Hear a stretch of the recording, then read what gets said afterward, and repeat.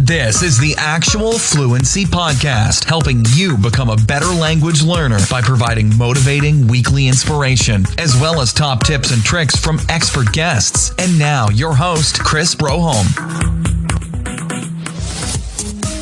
Hello, everyone. Welcome to another Actual Fluency Podcast. I hope you're doing fantastically well out there. And today, I'm happy to welcome Richard DeLong on the show. Richard is an American who went to Eastern Europe when he was about 17 and pretty much hasn't looked back since, except for a few exceptions. And in the show, we talk generally about language learning, and Richard shares his methods and philosophies for rapidly acquiring a new language. And in the discussion, we get into a few things that people often get wrong with vocabulary acquisition. And we also talk about actually using the language that you learn rather than just studying it. And for me, it's a really interesting episode and something that really made me think afterwards just how terrible my original studies of Russian were. And in general, also some mistakes that I kind of kept doing long after. But of course, live and learn. So I hope you learned something from Richard today. And other than that, I hope you're having a fantastic year. It's going well so far for me here in Denmark, and I don't want to take up too much of your time today. And it's also a rather long episode because we kept getting into such interesting things that I just couldn't stop recording. But enjoy the episode, and as always, if you want to support the show in any way, head over to actualfluency.com/support. I really appreciate it. And to everyone who's already supported, thank you so much. You guys are the true heroes, and this is for you. So enjoy my discussion and interview with Richard.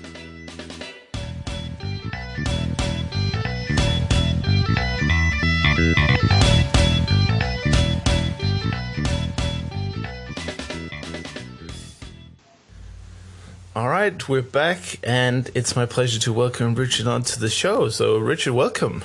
How are you doing today? Welcome, Chris. I'm doing great. Doing great. Fantastic. And do you want to start off just giving the listeners a little backstory to who you are, where you're from, and what you've been doing with languages up until now? Sure. The backstory is quite long, so I'll keep it short for the intro. I was born in the U.S. and began traveling the world at the age of 17.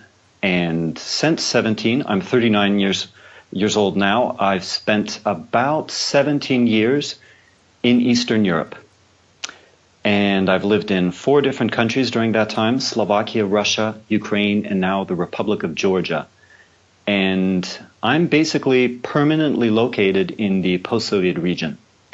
And I work as a conference interpreter, a bilingual writer, so I write in English and Russian. And over the years, I've done a lot of writing and website creation and things like that. So basically, in a few words, that's what I do. Oh, awesome. That's the elevator pitch. I really like that. I tried. Lots to dig into there, but let's get back to 17 first, because one of the most common topics I have on this podcast with when I have American people coming on is why would you leave such a great country? Lots of your countrymen don't even have passports. They don't know there are other languages around the world. So what made you get the taste for foreign culture and eventually taking the plunge? That's a great question. And I've always considered that I'm one of those people who was born to emigrate. I don't know if that is an exploration gene or something like that, but starting around the age of 12 or 13, I began to have kind of a negative attitude about the U.S. There were aspects of it that I began to intentionally avoid or just not participate in.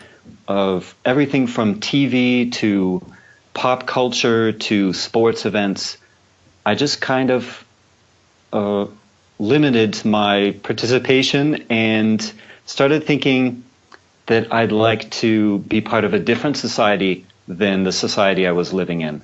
And in high school, I saw that my friends' main goal in life seemed to be to get the highest possible SAT score, which would lead to the best possible university, and then at the best possible university, they'd study the most prestigious subject, and then become a prestigious doctor or lawyer or something like that, earn the most money possible, and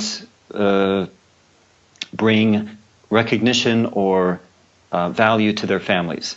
I should add that most of my classmates were Asians. I was living in Southern California, and I think people who are from the U.S., who know a lot of Asian Americans, can relate to this type of value structure. But I found that I could not imagine a future for myself in that society. So I looked at how people were always preparing for the future. They'd take out a loan to buy a car that would allow them to go to work, that would allow them to earn money to buy a house, or at least get a mortgage on a house. So it turned out I saw people living this kind of unadventurous cycle of indebtedness or working for someone else, basically, that I just, from a very early age, didn't want to be a part of. And so my family has a tradition of exchange students, both going abroad ourselves as children and taking exchange students in from other countries. In fact, we had a student from Denmark. Oh, nice. The year before I left for Slovakia. So I chose Slovakia, this was 1994, because I felt that Slovakia would be a place that doesn't have this materialistic culture that I had already come to disdain. I felt it'd be very interesting to live there after the recent fall of the Soviet Union. And the reason I chose Slovakia out of the post-Eastern Bloc countries was because of the mountains. So I ended up going to Slovakia, and, before that, I had no particular fascination with foreign languages. I'd taken German in school. I'd done well in my class, but, it wasn't anything special.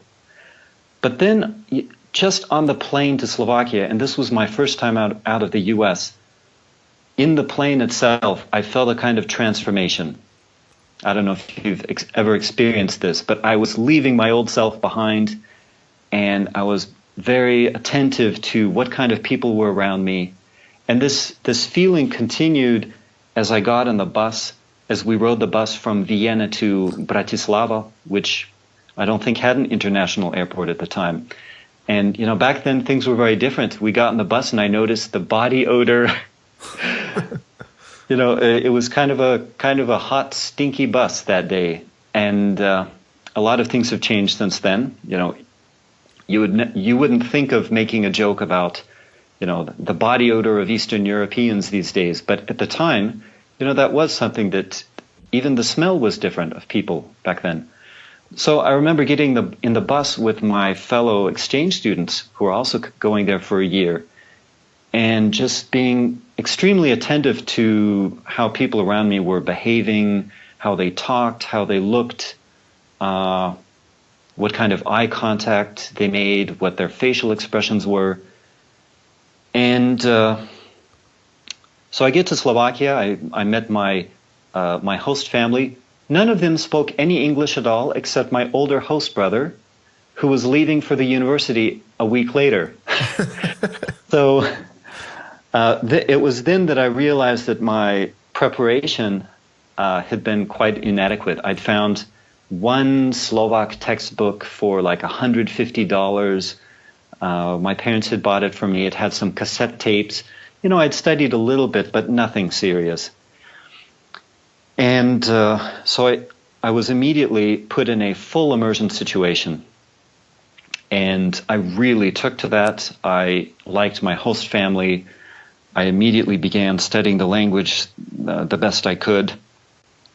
And some of the things I did there were I made a chart of the declensions.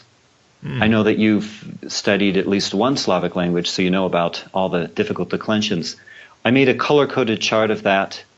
I would go through my textbook, do some studying there, and I kept a vocabulary notebook where I would take interesting words out of the dictionary and jot them down in a notebook, and then I'd go through the notebooks periodically, mark the words that I felt I'd learn. And, this approach paid off quite well. And I thought I was really hot stuff for speaking Slovak so well. I basically spent the whole year speaking nothing but Slovak. And the year following that, I was back in the U.S. at the university, and slowly, bit by bit, I began to realize that I hadn't done as well learning the language as I could have. There were some things that bothered me about my experience in Slovakia, one being my shyness. I felt that until a person knew me and knew who I wasn't willing to open up and risk making a mistake. So I really suffered from this kind of perfectionism.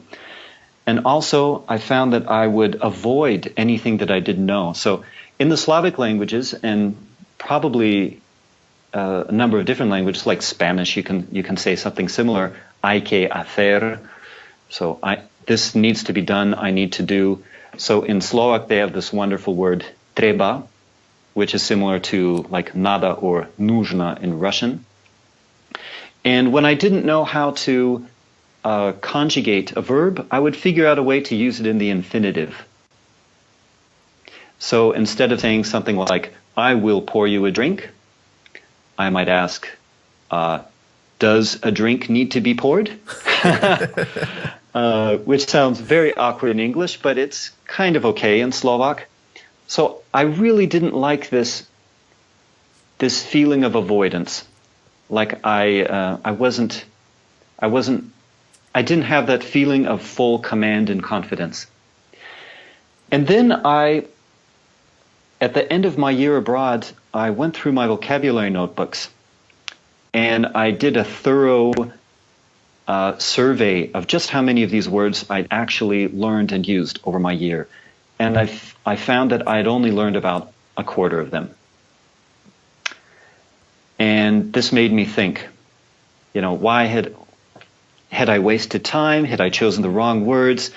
Why was it that my vocabulary notebook just had single words and not phrases? I didn't learn the words in context. I didn't indicate the conjugations of verbs. I didn't indicate declensions or irregularities. It was just the base form of words themselves. And it took me a whole year after my experience in Slovakia to come to terms with the fact that I had really made some systematic mistakes in my language learning that I wanted to correct the next time around. That's really and I think a lot of people can relate to this feeling where they've studied a language for a long time, and then I think that and you kind of take stock at some point, and your eyes open and you realize, hey, all this study of this, whatever business English textbook, it really hasn't made any difference at all. Right. And I'm exaggerating, of course, but my vocabulary notebook had things like, it had this whole section of oaths. So I just found it really cool at the age of 17 that, I could find these archaic oaths in the dictionary, like boar or vulture, and I could call my friends these words and it would be cool. So I had this whole section there that I just pulled out of the dictionary, and it was useless for my actual fluency. But despite all of this, I did speak pretty well. Yeah. So I had a year before my next experience abroad, and this next one really, really changed me as a person even more than my experience in Slovakia. I grew up in a quite strict religion, in the Mormon Church, and one of the traditions in this church is that young men, in particular, go on missions at the age of 19. I think now they've lowered the age to 18. And so I remember that day when I get my mission assignment in an envelope, and my family's all there, and we're opening up the envelope, and it says St. Petersburg, Russia. Wow. And I just had this wave of realization that because Russia is related to Slovak, I would have a head start. And then because of all the thinking I'd done over the past year, I could do much better than I had before. And so I figured that after about 3 months, I would reach the level of Russian that I'd had in Slovak after 11 months. And then after that, I'd have 21 more months to continue perfecting my language skills. And this filled me with just a unique kind of excitement. Like I felt this was my fate, this was my future, to really master Russian. And this is something I talk about in my handbook, which I recently published, is this unique mindset that occasionally people get when they're learning a language. And this is a desire, I call it a total mastery mindset. It's this idea of you feel like you're drawn to a language, that it's your fate, it's your purpose in life to master this language, that this is your future, feelings like this. And this really came together for me with the Russian language. So, proselytizing in Russia, I started listening to the radio because I felt I needed to get access to the living language. Because, when you're talking about religion all the time with people, it's kind of a stilted subject. And when you're given translated materials to work with, to discuss with people, it's not quite the language that people on the street use. Right, of course. So I was listening to the radio to kind of to get more exposure to the living language. And this was against the rules. We had very strict rules in our mission, no internet. There was hardly internet at the time. No TV, no light reading, no listening to the radio, no listening to worldly music and things like this. No talking to young women one-on-one, lots of stuff like this. And so I was breaking a rule, and one day my missionary companion, who was assigned to me, he ratted on me in a weekly report to the mission president. So we told him, I think my companion is listening to the radio. And so I got a call from the mission president where he basically asked me to stop doing this. He says, now, I realize you're doing this for your language skills, but if I let you do it, I will have to let everyone else do it. And other people are not going to listen to the radio out of such with such noble intentions as you. And so I had to stop listening to the radio. And this was really hard for me. I was quite angry about the whole thing. But as a result of this, I stumbled across the method that would become the core of everything I did since.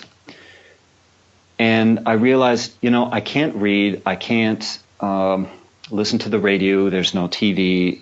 Where can I get the living language? I can only use what I'm hearing in conversation with Russians.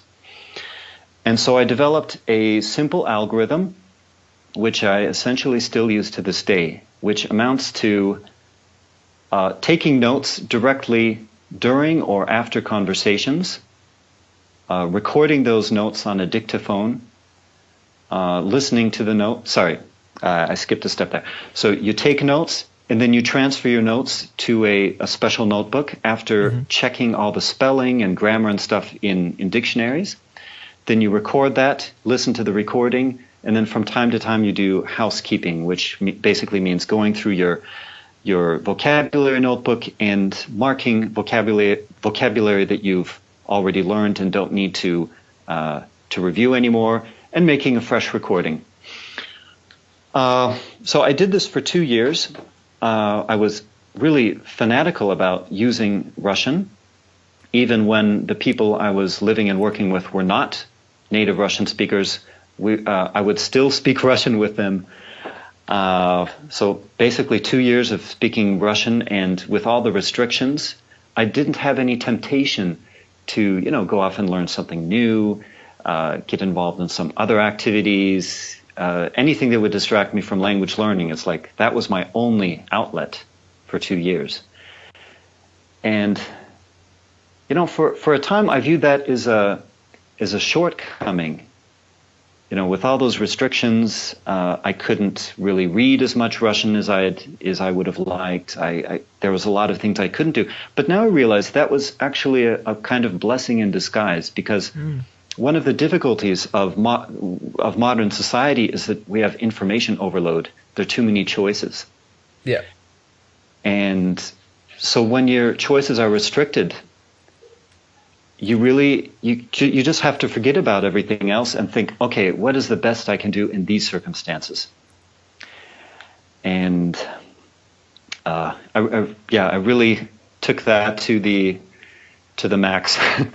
And I found that after 6 months in the country, I was already speaking better than the people who'd been there for 2 years and who were leaving the country. And a lot of people would ask me during my 2 years, the other foreign missionaries, they'd ask me, what's your secret? What's your method? And I'd outline the things I was doing and why I was doing this. And, they'd seem to get it, but no one would follow my example. And I found this very confusing, Yeah. A person asks a question, you give them an answer. I mean, you really show it, you prove it, and they still don't apply it. And I found this quite odd. I think it's because it's the work involves, it's just like people want to hear, I just listened to this one tape and it solved all my problems overnight. But what you basically outlined is quite a comprehensive strategy that takes a lot of energy to do. So I suspect most of those people weren't really that motivated they were just kind of hoping, like people say, how do you lose weight and stuff? And most people know how to do it. It's just, you have to put in the hours, but yeah, lots of stuff to dig into there. And I really like pretty much all you've said so far. And one thing that I really attached to was this idea of learning single words. I mean, even for non-declension languages, it's such a waste of time, but especially for languages like Russian, because it's so rare that you'll hear the words in their nominative form. So it's like, what's the point of learning that over the most common, declension? So I really wish that schools would do this more often in general, like have sentences or examples where the word was being used, because I spent a lot of time when I started learning Russian. I spent a lot of time learning single words, and I thought, it's amazing. I know 1,000 Russian words, but my dreams collapsed, or however you want to phrase it, when I realized that words don't really equal ability in the language. I mean, you might be able to sort of point at things or pass a test or something, but when it comes to actually speaking the language, there's no substitute for context, like you said, and you can usually get that through textbooks are sometimes good at this, where they have, or Assimil or something like that has lots of context. But one thing that I also want to talk to you about is you've obviously done a lot of immersion, so you've actually been there, you've actually lived the language. Have you done any sort of considerations on how you would have approached a similar language learning task or journey without actually being there? Like, let's say you were back in America or something. Like, what would change? And do you think it poses a big disability for people, or is it something that can be overcome through forced immersion or something? Yeah, well, that's a great question, and I do have experience. Some years later, I learned Spanish while living in Kiev, Ukraine. And with my girlfriend at the time, we just picked up a Teach Yourself Spanish course. I think it was Langenscheid. And we started studying together. Actually, the most important thing I left out. First, we planned our trip to Spain 6 months from then. Next, we got this Teach Yourself Spanish course, and we just started going through it together. And about 2 weeks later, I just told her, well, the time has come. We know enough to begin conversing. She's like, what? Already? I think most people kind of assume that you study, and just keep studying. And then somehow when you get to the country, you begin speaking. Yeah. And so 2 weeks had passed, and I said, we've done enough studying. We have enough vocabulary to actually hold some kind of conversation. So let's start talking. And so we had our first very slow, very simple conversation in Spanish. It was hard, of course, but that's what I expected. And then continued studying some more, had a second conversation, studied some more, had a third. And gradually, we shifted to a conversation-based approach. We got a hold of a good video course on Spanish. This was really before the days when you could find everything online. And so we had to really dig around to find Spanish aficionados in Kiev, and then ask them, where can we get some learning materials? It was really tough. So we found this excellent course called Viaje al Español, and we started watching it together, repeating things out loud. Then we'd have our conversations, but really developing a conversation approach from a very early stage. And then we went to Spain and backpacked around the country for two months and really solidified our knowledge then. Then we returned to Ukraine and actually continued practicing it on a regular basis amongst ourselves. And we attended a Spanish conversation club for a while. So if we think of skill development, let's leave language learning behind. There are basically two parts. There's preparation and application. And I find that there's a great tendency for people to focus on preparation. Prepare, and put off application. Not everyone does this. There are people who begin applying immediately, but I try to limit now the preparation stage to, I'd say, about 20 hours, somewhere around 20 hours. Really, if you focus in 20 hours, you can learn enough to have that first clumsy conversation. And that doesn't mean you stop preparing after this, but you can at least begin applying what you've learned. And I find that the brain seems to get more engaged, at least for me. It may differ from person to person, but for me, it's more engaged when I'm actually trying to communicate.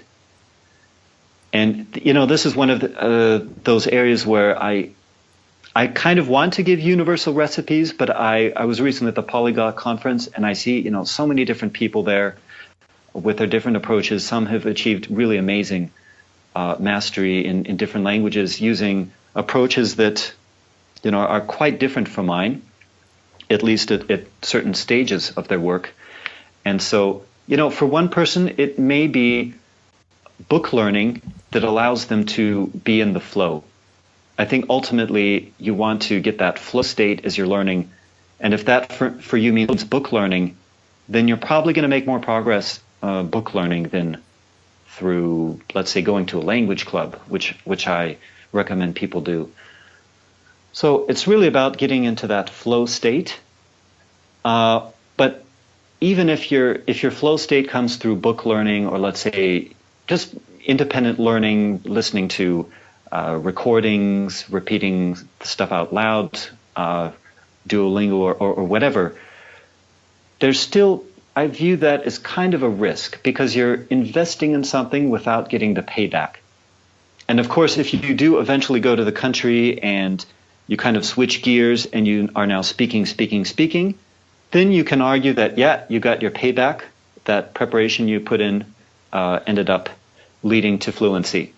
But I find for so many people, I would say the majority of language learners who aren't, experienced polyglots, they're sitting in classrooms preparing for some distant day when maybe they'll be using the language or maybe not. Yeah. So for myself at least, I've resolved basically to just not put off application, no matter what I'm learning. Right. But that's also in connection to what you said earlier about, initially you had some fears about perfectionism, where you would hold it off. And I think a lot of people feel to at least some extent that I'm not good enough to speak yet, or I'm not good. I need to know more before I can, just run out to the street or even go to a conversation club, which I personally find very intimidating. I went to one in Budapest for German, and German is one of my best languages. I've spoken it forever, and I'm not great, but I can hold a conversation. But even then, it was terrifying. So for a lot of people, the idea of going, let's say, to a Spanish club when you've done 20 hours of Spanish, I think most people are like, what? Is he crazy? Yeah. I don't know any Spanish. How can I go to a Spanish club, But I totally agree with the idea of using the language as soon as possible. And even tiny usages like saying hello in a shop or writing to your friend, write one sentence a day or something. Just a little bit every day goes a long way if you're feeling intimidated by sort of jumping in full speed ahead. I mean, ultimately, the test is what happens down the line. So, if you do end up fluent, then you can look back and say, yeah, that was all justified. But I find that most people never reach that point. No, they don't. That's the problem. Yeah. You wait for some magical moment to happen, but the thing is, you can always be better. Like your language skill, even in your native language, will always have room for improvement. So the only differentiating factor is actually how you feel about your level. It's not your actual level. So that's also something that I've seen sort of a lot of people talk about recently. Probably the most famous one is Benny Lewis. He's been championing the idea of just go out and speak from day one or whatever he calls it. And I think we're seeing now that people are starting to understand the importance, because I think it also gives it's like a victory to begin with, right? Because you get that boost and you're like, oh, this is how it feels like to speak a foreign language. Right. You actually see people's reactions and you go, oh, I just used a foreign language. That's amazing, Whereas if you just sit and read a book, you're like, I've got nothing to show for my language ability right now. So I totally agree with that, and I hope that will continue for like schools and stuff to try and push that more active application. As for the 20-hour thing, I do recommend that you do certain things during these 20 hours, although it doesn't matter so much because 20 hours isn't enough time to develop bad habits or an avoidance complex or anything like that. But one thing you can do is make a cheat sheet. And, there are about 350 words typically in a language that if you just make a list of these words and kind of go through it and maybe make some grammar notes on how some of the structures are formed, really that 300 words is enough to start talking. These are the most commonly used words, though. I find it funny when I open up some, conversation, one of those little books you can buy in Eastern Europe that says, a list of conversation phrases, and you open it up to a random page and you see there, like, would you, let's see, like, I need some Tylenol, my head is hurting. That's just that's not what you need to know. That isn't a universal phrase. So those 300 words, they include things like it, of, is, help, do, trip, friend, words like that. And even with 30 words, if those are the right 30 words, you can start putting phrases together even with 30 words. And I find that the people who are intimidated by language clubs are typically the kind of people who would benefit from one-on-one conversation experiences. And with the internet today, it's not hard to set up at all. I mean, you can do a language exchange online. You can go to iTalki. You can... what else can you do? You can find that one person. Yeah, you can find that one person and really get to know them, start feeling comfortable. So, I mean, there are variations for different people. You don't have to speak from the first minute. You can take some time to prepare. But I think the main point is not to get into this habit of avoiding application. Yeah. because then what happens is you get stuck in this mindset of preparation. Yeah. Totally. Yeah. You just have to just use whatever you have, I think, at any point. And if that's the thing, right? What's the worst that can happen if you go up to someone and you start speaking in the foreign language and, something goes wrong and they don't understand you, what's the worst that can happen? It's not like they're going to stab you for trying to speak their language, so.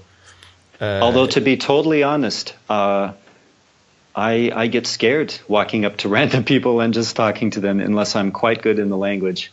No, So I prefer, think everyone does. I prefer to have kind of a safe environment where we've gotten together, we're going to sit down and speak the language together. Yeah, I think the best strangers to talk to are like servers in a cafe or like people in a shop or something where they can't really run away from you, and they have an obligation to kind of help you with whatever problem you have. Yeah.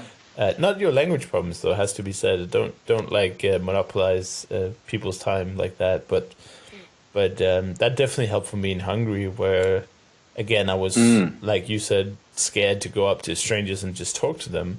But if I was like ordering a coffee or something, at least I could do that in Hungarian, even though I was terrible in the language. So that gave me kind of a little moral victory that does boost learning and does make you feel like you're making progress. And slowly you'll be doing everything in the conversation in Hungarian. Of course, that's a bit of a false level, because just because you can order a sandwich doesn't mean that you can actually talk about anything. But it's at least a good kind of application that is very safe. And once you can do that, you can start branching out, and you have more confidence for actually using the language, I feel like. But it's a very tough topic for introverts, especially. Like, it sounds easy to say just go out and use it, but it's so scary. I find that to achieve the highest levels of mastery, really in any skill, because language learning is a skill, language mastery is a skill. Yep. You really need a combination of extroversion and introversion. The extroversion is just going out and fearlessly applying your skill. But the introversion is what you do when you come home. How do you process your performance? Do you go through and eliminate those mistakes, those little technical mistakes that you remember from the previous experience? Do you sit down and do you really strive to totally master the easy stuff? Or do you just kind of brush it off and continue speaking and never achieving total mastery of the basics, at least? So, it requires, I think, both the ability to focus and develop the core skills at an advanced level, and at least enough boldness to go out and use it in practice. Yeah, and honestly, the people that I've seen who are the most successful are the people who have that duality to them, where because it's funny that you can have, and you mentioned this earlier also, that there's no rules, there's no recipe for success. There are certain common traits that we can all learn from. Right. But the people who are just kind of, in a sense, they don't really care about making mistakes. Like, don't worry about making mistakes and just try to use it, are the people who I've seen in general are the most successful. But I know those people are also very reflective and are capable of sitting at home with books. Exactly. And if you can do both, you're a real champion, because some people also say, like, you can learn a language by immersion only. And I think that's the level you're going to get. It's a very funny one, because you're probably a genius at small talk and ordering a coffee, but then if somebody asks you like some kind of theoretical question or some kind of anything that's outside your comfort zone, you might bomb completely. Whereas somebody who's very introverted learner might be able to tell you anything about those kind of things, but can't order a coffee because he's never actually tried to do that.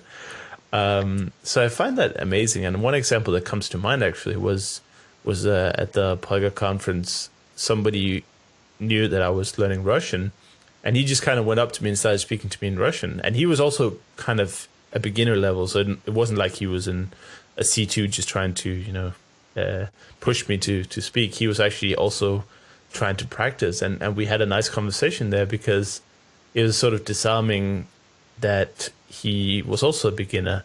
So that's also sometimes something you can do. I know that there's some risk of developing some bad habits there. And you should definitely never assume that the other person is speaking correctly, but just the practice and application was very nice.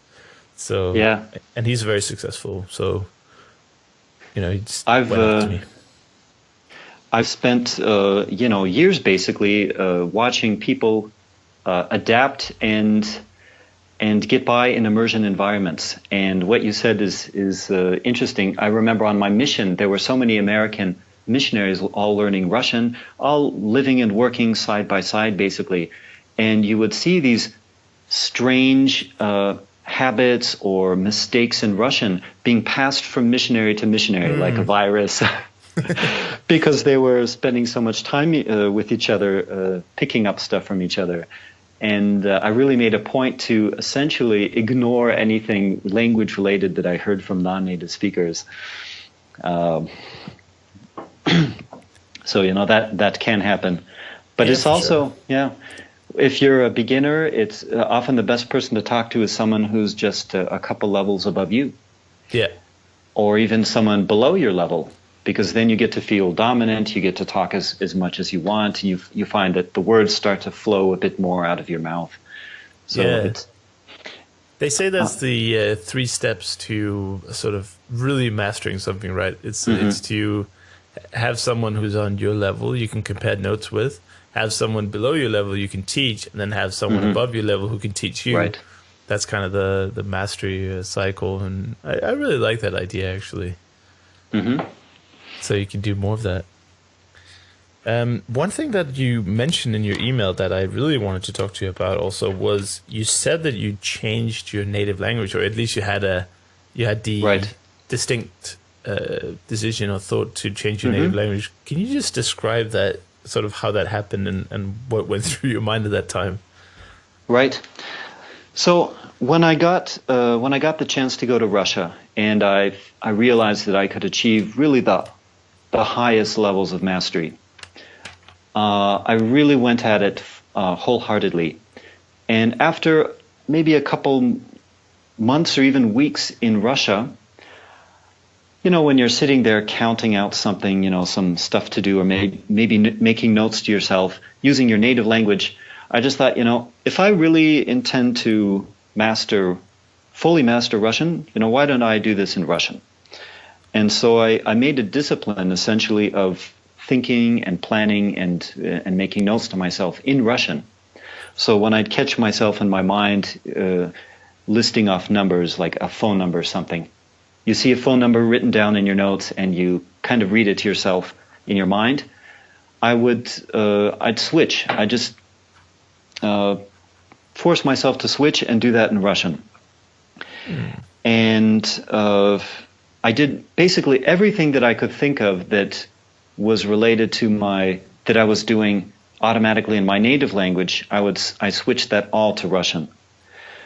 And even when I returned to the university 2 years later, I was studying in the U.S., taking classes. I actually, this may sound crazy, but I took my notes in Russian.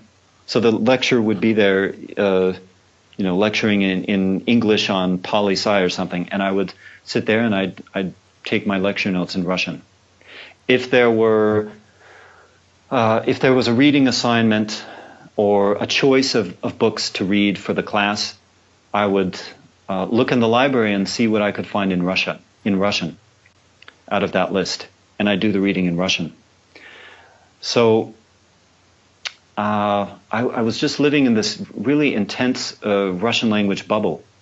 Interesting. Trying to do, really everything possible. Like if I found a weakness in my language skills, I would find a way to somehow resolve that. I remember a few months into my time in Russia, I was living in the city of Kaliningrad, and I realized that one of the weaknesses I had in my language abilities were simple physical movements, like, if you tap your head, tap the top of your head, like this expression to tap your head, or maybe to stomp your feet, or to bend over and touch your toes, or raise your hand and get something off the wall. Movements like this, I realized that I was kind of weak in them. And so I got a local to come over, and I would basically just do movements. I turned on my dictaphone, I would do movements and have him describe what I was doing. That's quite a comical image I got in my head out of that. And it was kind of a hilarious little session there, but I would always do things like this to fill in gaps that I had. But I want to mention something really important. When I said that I took notes on the things that I heard and picked up in conversation, here's really, I think, the key to the whole method. I wouldn't take notes on new words. I would jot down phrases or words or maybe forms of words that I understood. I'd heard them before. I just wouldn't have thought to express it in that particular way. So these were actually things that I was familiar with that I was writing down. And for me, this is really the key, because here's how I think of vocabulary. You have two circles of vocabulary development, and the outside one is the circle of familiarity. These are the things you are familiar with. Maybe you've heard or read them before, but you cannot confidently use them correctly in your own speech. And then within the circle of familiarity, there's the circle of command, which is everything that you can confidently use correctly. Mm-hmm.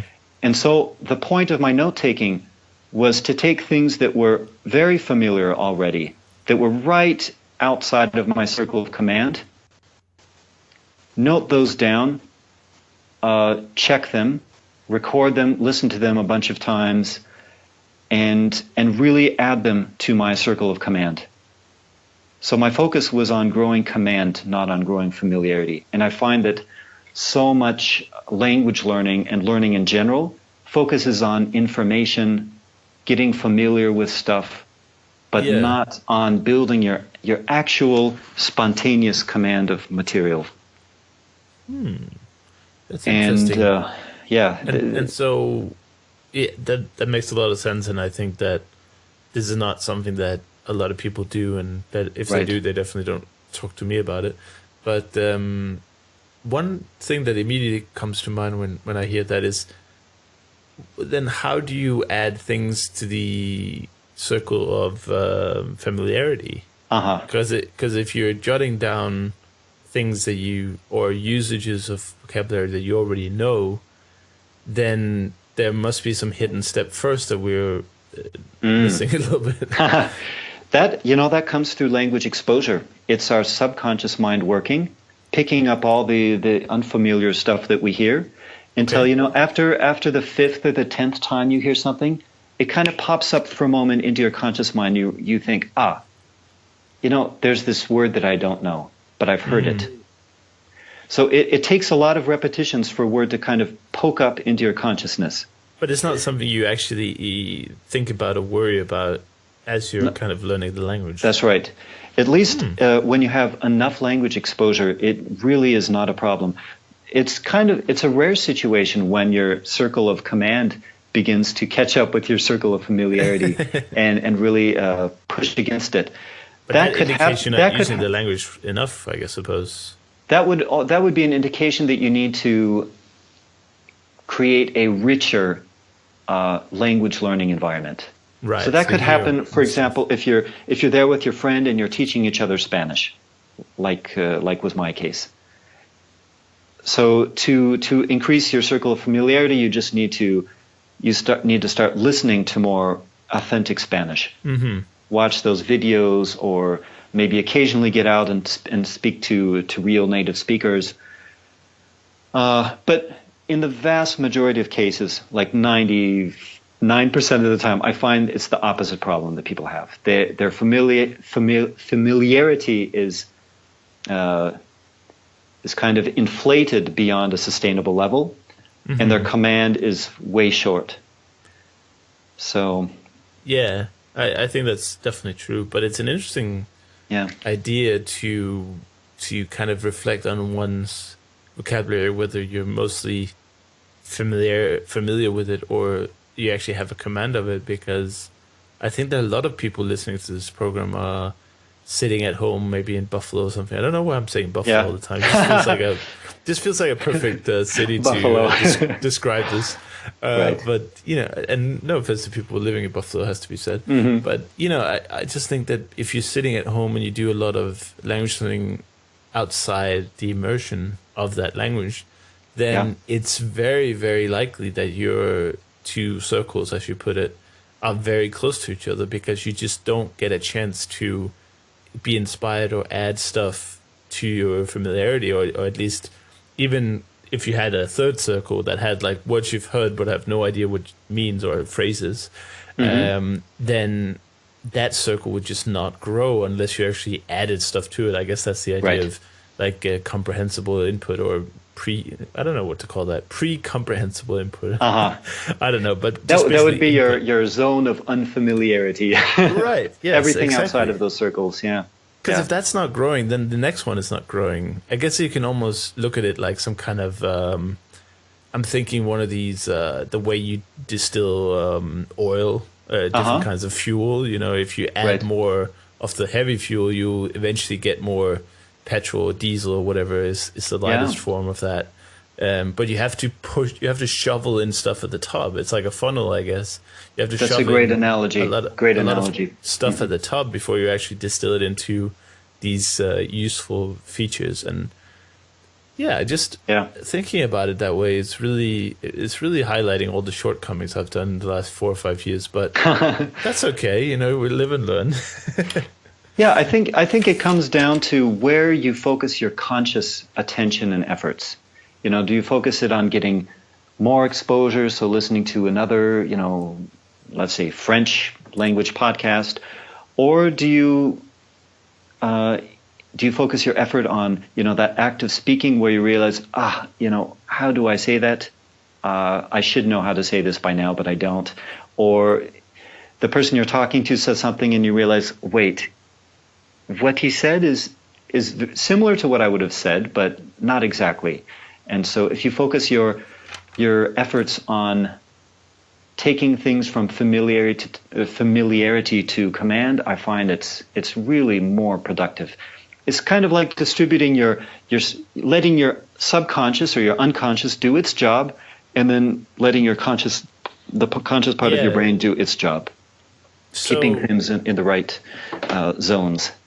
Yeah, so I know how that translates to the next question, but what would you say about then all this focus on flashcards or similar methods, where that's kind of like a golden standard these days? Is something like Memrise, Anki, Duolingo, or even just paper flashcards. I know some people like those still. Do you find that's kind of an overly unnatural forcing way into the sort of, I guess it's close to command, but probably in most cases it's just on the border.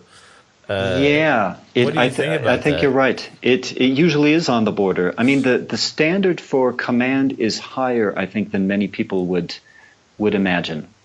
The standard for me is, if you're having a spontaneous conversation, this would be for our speaking skills, or if you're talking about written skills, when you're writing something in the language, could you spontaneously use that phrase correctly?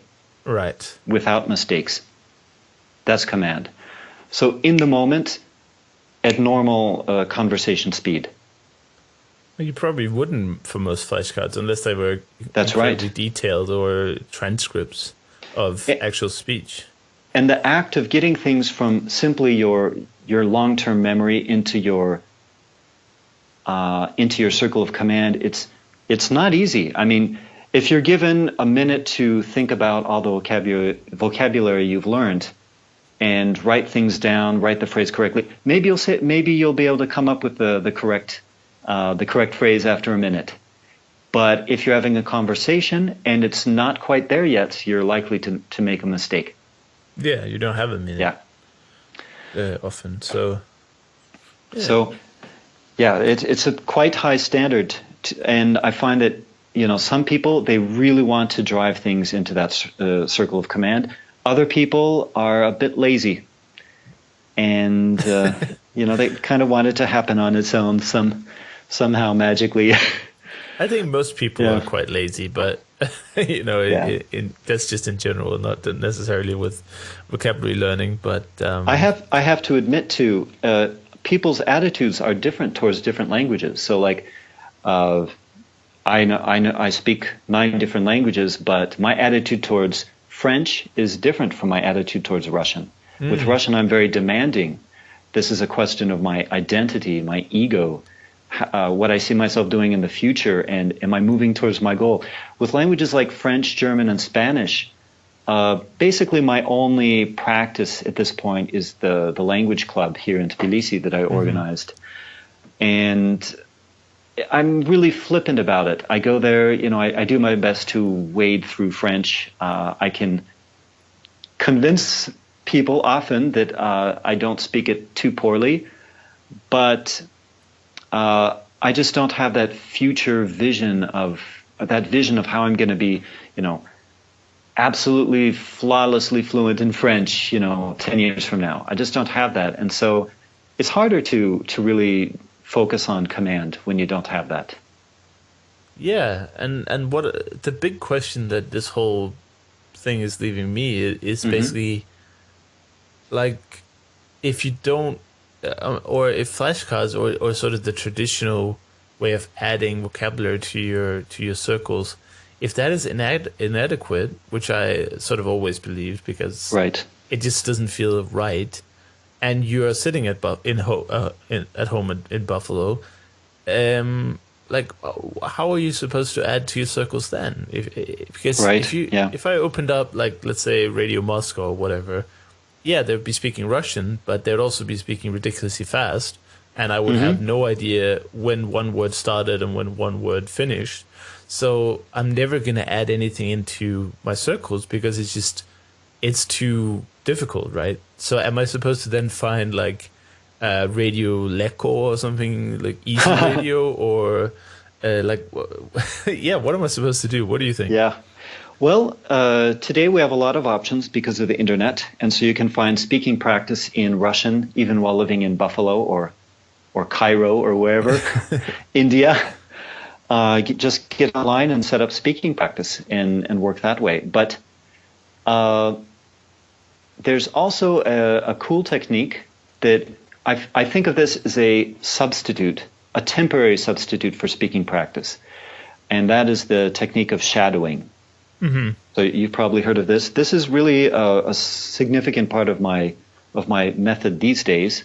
I wasn't doing this in Russia when I lived there. I hadn't discovered it yet. But essentially, you can just download a podcast with an informal interview like this and turn it on full speed or half speed or even 1.5 speed, whatever you want, and just repeat it out loud without pausing the recording. I find this to be a good exercise for making your mouth form the words, forcing that part of your brain to activate, which is the part that is putting words into actual speech.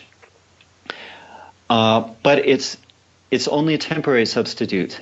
I really find that if we think of these two circles, familiarity and command, the only way to keep them in balance, where you're not wasting time, is when your ratio of speaking to practice, when your ratio of speaking to study is about 3-1.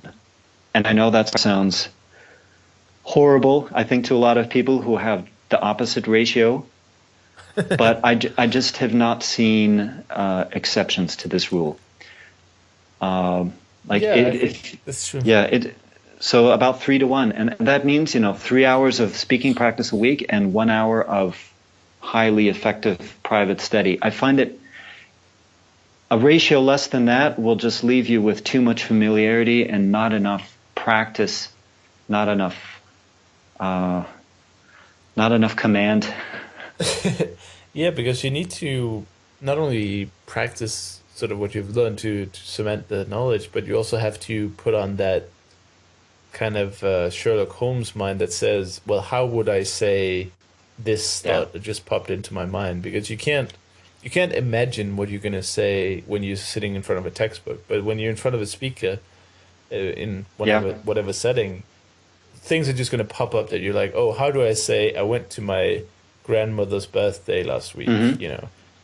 That's very uncommon, but you didn't know that when you were studying in the textbook. So it seems that the active use is just something that's, I guess it's like just underrated in general, because everyone's should really do more, I guess. And schools and stuff are not really pushing it anyway.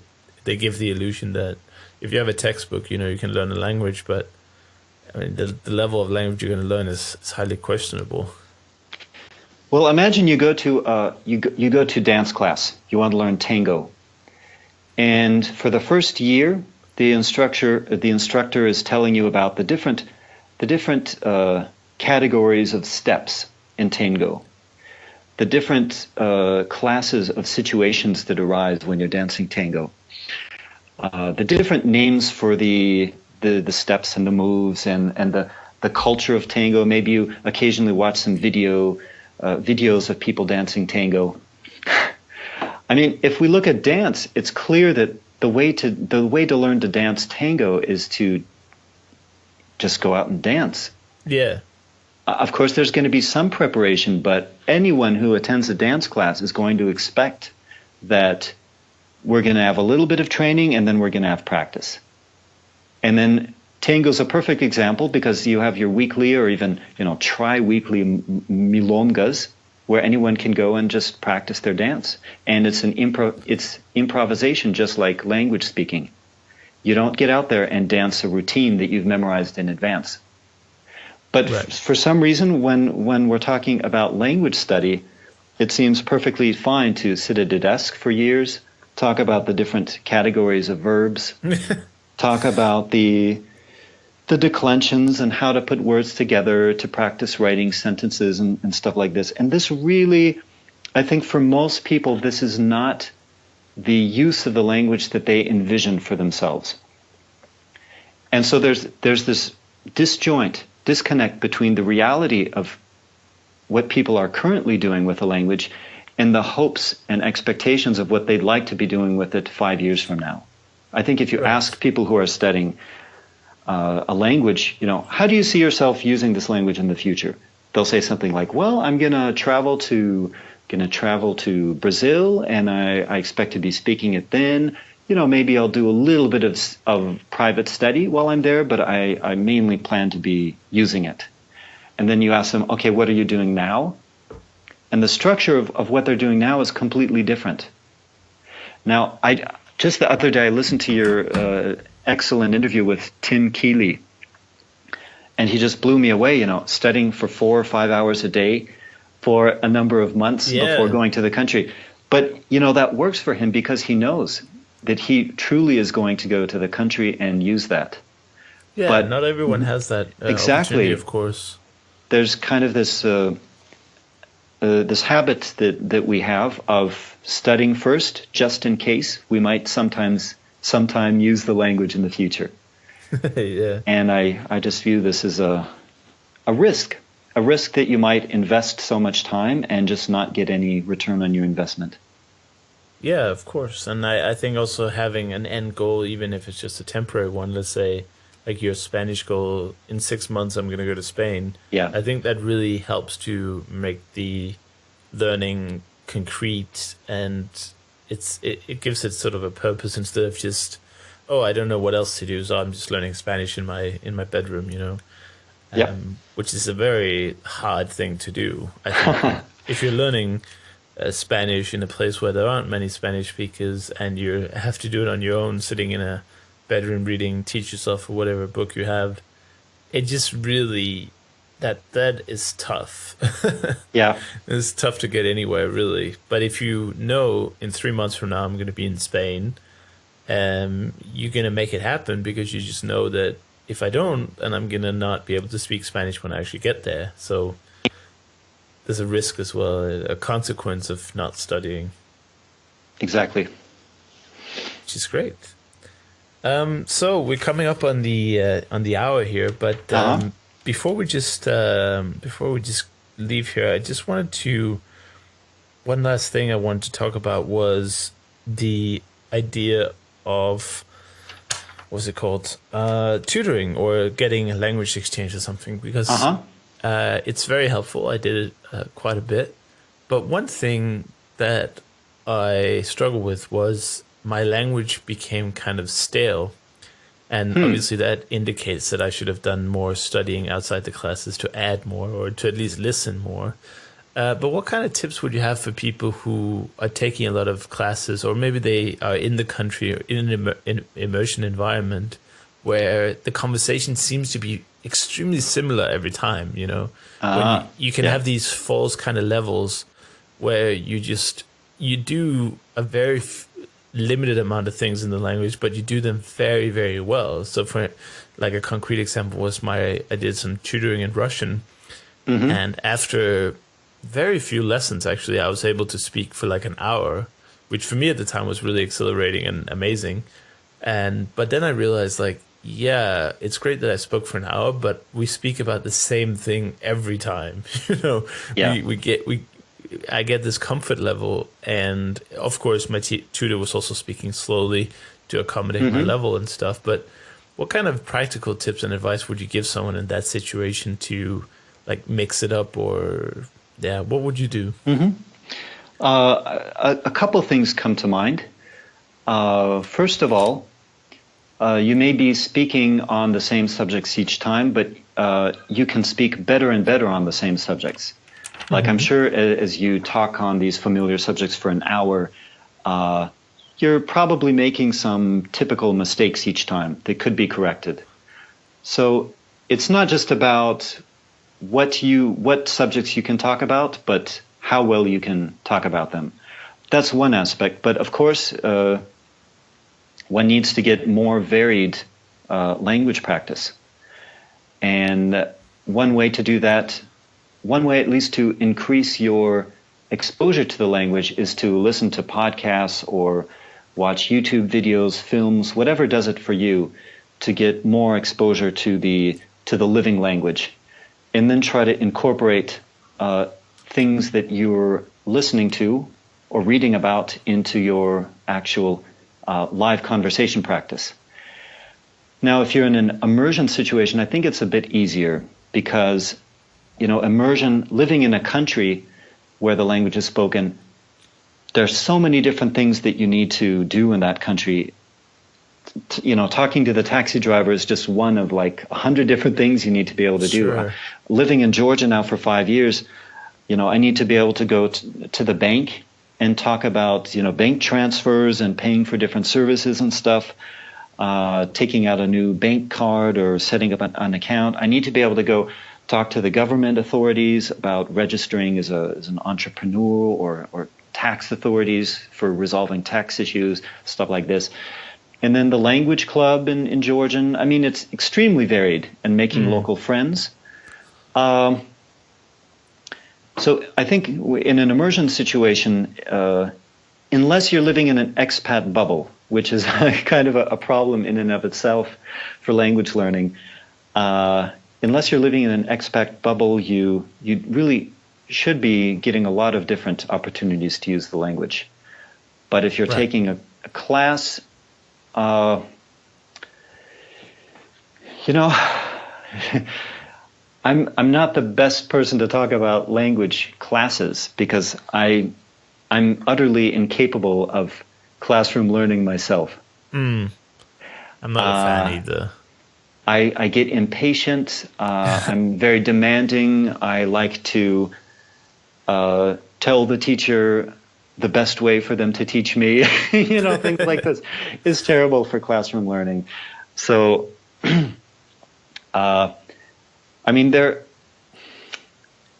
if we think about learning as trying to keep our mind in a state of flow as long as possible, I think that's a useful way to think about it. And so if you're in a classroom and you are experiencing that, then take advantage of it. If you're in a classroom and you're just not in the flow ever, drop the class, find some other format that works for you. Yeah. If you're working with a language exchange partner and it's going well but getting limited, find a second language exchange partner. Mix it up a bit. Mix it up. Or maybe identify in advance subjects you'd like to talk about. Right, and then maybe look up some specific vocabulary related to that and sort of prepare something that you can use as a springboard for the new conversation. Yeah, I think that's a good idea. And now, and of course, the what we mentioned earlier about immersion and the fact that these days you can bring countries to any country. You can listen to internet radio in all the world's languages, and you can watch YouTube videos in all the world's languages. So it's really up to people themselves to create that immersion, I would say. Right. My friend here is knocking on the door. I'm letting her in, and I'm using the internet at her apartment. So we can continue talking here. No problem.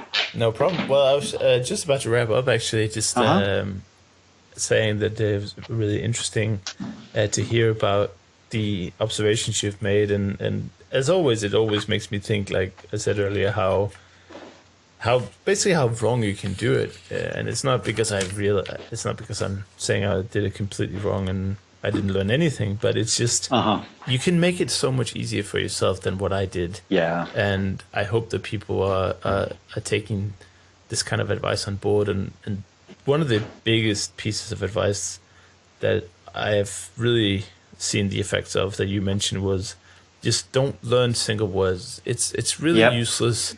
It doesn't make any sense unless it's like your first 5 hours in a language. It doesn't make any sense to learn single words because the language is just not made for that. And especially, like we said, declension languages where you're very unlikely to say words in nominative, so that's why I love having these discussions. It's just, it opens my mind to just how many ways you can do it, and I think that, like we said, you can't prescribe a recipe, but you can definitely share things that improve whatever appeals to people. So if you're in Buffalo, for instance, you can build that back to Buffalo. Yeah, back to Buffalo. You can build that home environment like you did. You remember when you changed everything to Russian and you even took notes in it and stuff. People can do that as well. Of course, you need a certain level, but something that I'm guilty of is I don't have enough immersion at home because I don't know, I get bored and stuff, and maybe my level, for instance, for Russian, maybe my level isn't quite good enough to listen to a full speed podcast. But there are tons of podcasts out there designed to this effect, and if you go on YouTube, there are tons of videos that have subtitles, which is of course incredibly helpful to sort of, let's say, beyond beginner learners who, if you can see the words at the same time, it's easier to follow along. Right. So that's really great, and obviously, you've really had an interesting life, I must say, of just leaving the establishment more or less and just going to Eastern Europe. I find that amazing. And just before we end here, where can people find more about you and the method that you mentioned? They can look up my website, frictionlessmastery.com, and there I have my blog and links to the book, which is sold on Amazon in electronic and paper form. And I've started to make some videos and post articles and stuff that cover different aspects of language learning and learning in general. Because for me, frictionless learning, frictionless mastery is something that really applies to any complex skill, or even any any difficult life change, you could say. And so I like to mention things like music and skill development on the blog. It's not just about language learning. Yeah, I totally found that too, that the attitude and mindset about learning a language is really universal, and I think it also underlines a movement or a desire to actually change so the stale environment of acquiring new skills, whether it's math or languages or anything really. And I'm glad that we can sort of share new ideas and mix it up. So thank you so much for coming on the show and sharing your experiences. I really enjoyed myself. Thank you, Chris, for the great conversation and for your work in bringing different approaches to the polyglot and language learning community. Thank you. No problem. All right, that went by extremely fast. But I guess that's what happens when you have interesting conversation. Because according to my timer, we've been speaking for about an hour and 20 minutes. Yeah. So yeah, I see that. time flew by. Yeah, really, and like I said, you just you sparked my thoughts about my own, let's call it inadequacies earlier, because my Russian was like, I guess you can call it a horror story, because it's exactly what you're not supposed to do. That's right. Because I did like single words. I had I eventually got tutoring, but I would say the same thing every tutoring lesson. And I just got kind of frustrated and upset about it. So I kind of took a long pause, and now I don't know where my Russian is. It's probably terrible, but not right now, not focusing on it, but I hope to get back at some point. Do you ever find that you feel like it's time to leave a language behind, at least for now? Well, like it just doesn't have a place in your life at the moment. Yeah, like all my foreign languages, really, but that's only because I'm in Denmark. I think it's just people don't learn foreign languages here. Well, so. except English, you speak fantastic English. Well, thank you. And actually, if we had more time, I would have shared my story of switching my native language to English, but that I just didn't find any time for it. But when I was that would have been fascinating. Yeah, but it was sort of a different situation. I was because I didn't change to English because I wanted to get better at English. I thought back then that I was perfect, which I wasn't, of course. I was like 11 years old or something. But it's like illusions of grandeur you can have as a kid, you think you're the bee's knees and everything. But I just decided to change my inner thoughts and would try to use English as much as possible within natural limitations, of course. I find this subject really fascinating because I've met a number of other people. It's quite rare, actually. But I know, for example, a local girl here in Georgia who did the same with German.